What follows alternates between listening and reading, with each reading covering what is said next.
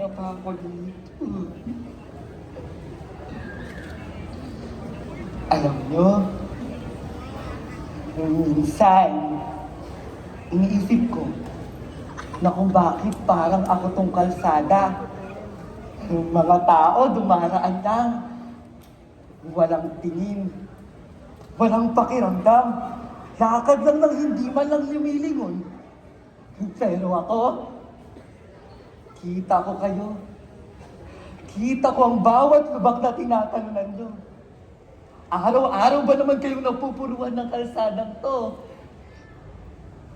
Marumi at gula-gulanit na hindi tinatapalan. At sa gabi, ay, Diyos ko, yung ilaw, minsan meron. Madalas wala. Eh kung umiilaw man, kumukurap-kurap. Tapos, boom! Biglang mamamatay.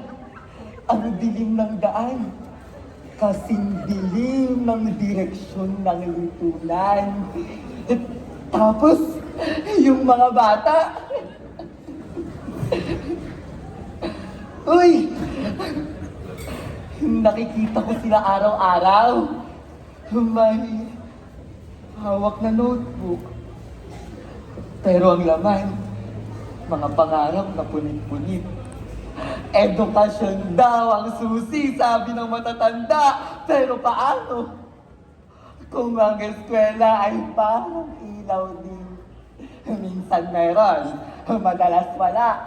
Walang classroom, wala si teacher dahil technical assistant daw ng project ng DepEd, pero di naman sila bayan. Walang gamit. Ang daming wala. Walang wala. Eh kung paramihan lang pala ng wala, marami ang eskwelahan yan. Tas, yung isa, si Kuya Elvis, hanap buhay. Eh noong isang linggo pa naghahanap ng mapapasukan, hirap daw mga hanap, sabi ng asawa, ako rin sana.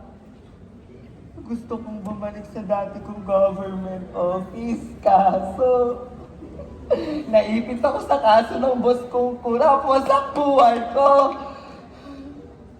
Nawala lahat ng akin. Gusto kong bumalik at iayos ang aking buhay. Kung may trabaho lang sana na hindi tumitingin sa amoy ko, sa damit ko, sa itsura ko. Libo ang naghahanap, pero iilan lang ang nakakita. Maraming graduate ang naghahanap ng trabaho, pero kamag-anak at kaibigan lang ang nakakahanap kahit hindi naman magaling magtrabaho, tapos naririnig ko kayo. Nag-uubo-ubo kayo sa gilid ng kalsada. Tas yung isa, si Dede, yan, yung anak ni Manang Doleng. Eh, 3 linggo na yayang inuubo, pero tuloy pa rin sa trabaho. Hindi pwedeng tumigil, kasi pag tumigil, gutom. Pag nagkasakit naman, eh, gastos. At pag nagpagamot, aba, huwag na nating simulan yan, may sakit ka na! Pero mas may sakit ang sistema.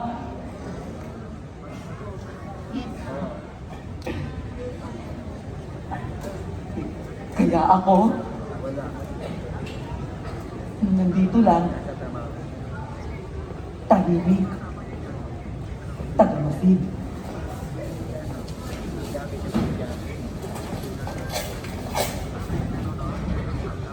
Taong grasa ang tawag nila sa akin. Pero taong bayan sa paningin. Eh kung minsan gusto kong sumigaw, hoy! Pare-pareho lang tayong nalulubak. Pare-pareho lang tayong nauubos na ilaw. Pare-pareho lang tayong naghahanap ng lunas. Ng trabaho. At nakaunting ginhawa. Pero kung sumigaw man ako, ito lang ang susunog. Bariya. At ang mga boses ng mga taong katulad ko ay natabunan ng ingay ng bayan. Pero, alam niyo ba kung saan nagsisimula ang lahat ng to? Diyan! Diyan o! Ayan! Kap! Yung poste sa lugar namin, 3 linggo na yung walang ilaw. Alam mo ba, yung nakaraan, ninanakawan na naman. Nakaschedule na yan! Kap! Bakit wala kami sinistahan ng ayuda? Nauna kami magpasa ng requirements! Aling Marlene, sabi ko sa'yo mali na pasa mong papel eh. Kaya na-pending kayo. Oo! Pending kami. Pero yung kaibigan mo nasa Mindanao, nauna pa magpasa ng requirements kaysa sa akin! Wala eh. Saka, pumayag naman yung barangay eh. Di ba, Kap? O siya, may ayuda program ba akong pupuntahan? Kung ano man yan, nakalatag na lahat ng gagawin. Para iayos ang dapat iayos dito sa barangay. Dahil buhay na sa lahat. Basta kasama si Jack!